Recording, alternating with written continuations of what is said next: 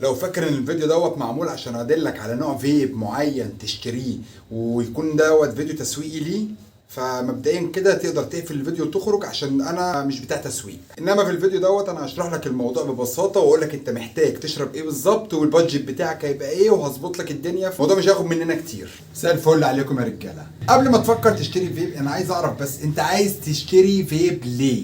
يعني السؤال اللي لازم يكون في ذهنك، انت عايز تشتري فيب ليه؟ تشرب سجاير ولا تشرب شيشه؟ عايز تبطل ولا عايز تتفشخر؟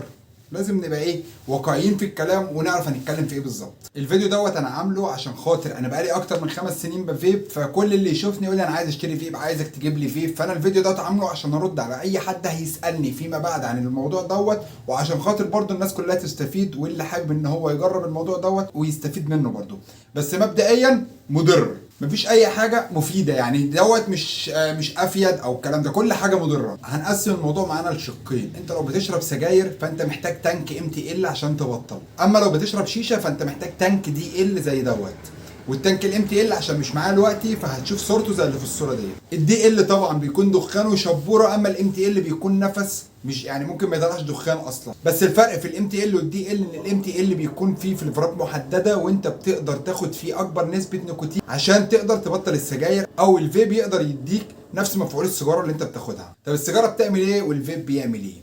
السيجاره انت لما بتاخدها بتحرق فيها نسبه النيكوتين يا معلم بيخبط في الدماغ فبيعلي هرمون الدوبامين. الكلام ده علمي شويه وانا مش عايز اتعمق في تفاصيل ولا الكلام دوت، فخلينا ايه بالشعبي كده والبلدي. تنكات بقى الDL في انواع منها كتير. في منها حاجه زي اللي هتشوفها ديت كويلات جاهزه، وفي حاجه تانية بتبقى كويلات ريبيلد. الفرق بين الاتنين عامل زي مثلا ايه، كل واحد ليه طعم او كل واحد حابب حاجه معينه، او مثلا انا مش عايز اتعب نفسي وكل شويه اغير قطنايه او اعمل او انضف او الكلام دوت. في واحد يقول لك طب ما انا اجيب الكويل جاهز اسهل لي واشتري دماغي. عموما هو ده حر وده حر، بس انا كاسلام بفضل التانك اللي هو يكون الDL الريبيلد اللي هو بيتعمل له القطنايه والكويلات.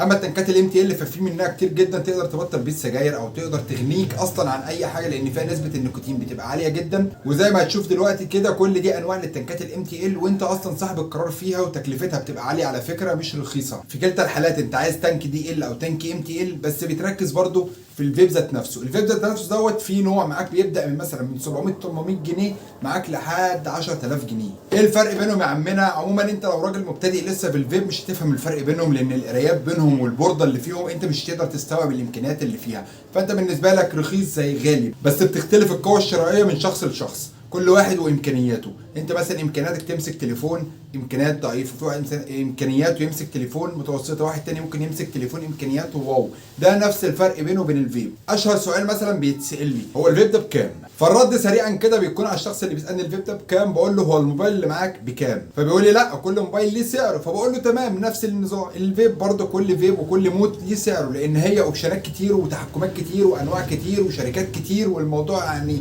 كبير قوي يا جدعان. بس الناس شايفينه بس كجهاز كده ديفايس، ومش هيقدروا يفهموا كل التفاصيل الا لما يبدا ان هو يشتري الجهاز او يتعرف عليه اكتر، ويقدر ينزل ستور وينزل ايفنت وينزل الكلام ده عشان يقدر ياخد المعلومات ديت.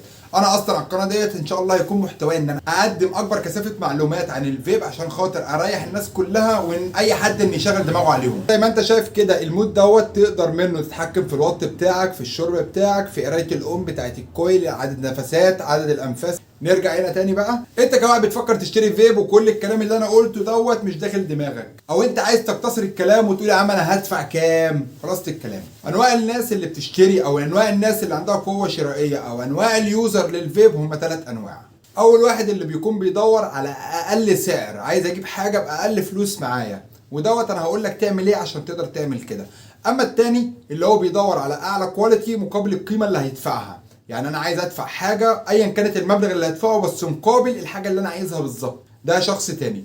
اما الشخص التالت بقى اللي ما يفرقش معاه السعر ولا الكلام دوت، واهم حاجه بالنسبه له الكواليتي تبقى حاجه واو، ويبقى شايل حاجه ما حدش شايلها قبل كده، زي الناس اللي بتشيل ايفونات اللي هو ب 40 و50 الف جنيه مثلا. نرجع بقى لاول واحد اللي هو عايز يشتري باقل سعر ممكن. فانت لو دماغك ان انت تشتري MTL وتمود وتشتري بطاريتين، وعندك جروبات المستعمل او جروبات الفيب كتير قوي تقدر تنقي منها، او تخش تراجع البوستات اللي موجوده، وهتلاقي كل يوم في ناس عارضه فيبات وعارضه مودات وتنكات للبيع، تقدر تبص عليها كسعرها مستعمل، ودي بالنسبه لك هتبقى اوفر كتير. بس من وجهه نظري اللي في الخير ما يرموش الطير، يعني هي لو تمام مع صاحبها عمره ما هيفكر يبيعها. يعني انا عمري في حياتي ما بعت فيب كان معايا، دايما اشتري فيب واثنين وثلاثه. ممكن اخده مثلا لو اخويا عايزه يشتريه، ابن عمي عايزه يشتريه، ابن عمتي عايزه يشتريه، الشخص ايا كان الشخص يعني قريب مني، فما بعزوش عليه وببدا ان انا اطور من نفسي واشتري فيب جديد او موج جديد.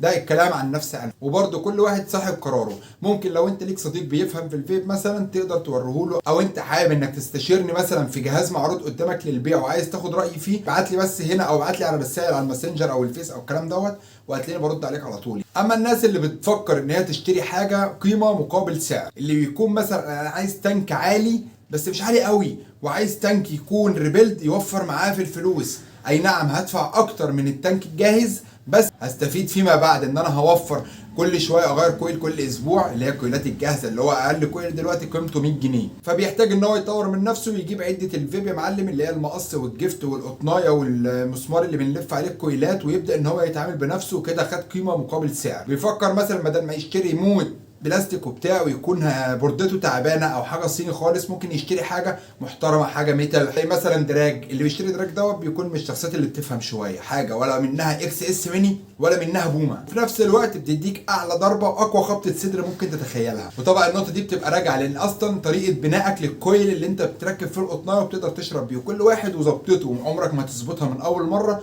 ولا ممكن اي حد بتاع محل فيديو يظبطها لك. لازم انت لو جربتها مره في الثانيه في الثالثه بعد كده هتعرف انت دماغك وظبطتك عايزه ايه. ناخد نفس وبعدين ايه نكمل معاكم.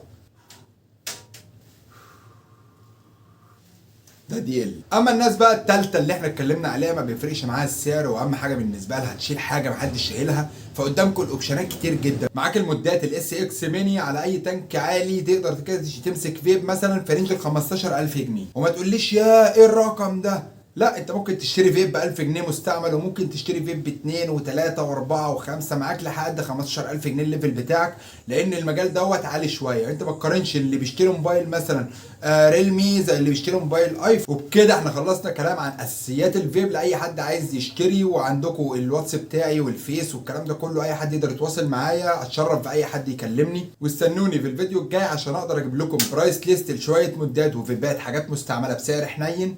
ده اولا. ثانيا بقى انتظروا اقوى فيديو هيتعمل عن الفيب في مصر بدون اي دافع او بدون اي انتماء او بدون اي ميول او اي حد يقول لي خد مثلا عشان خاطر روق علينا.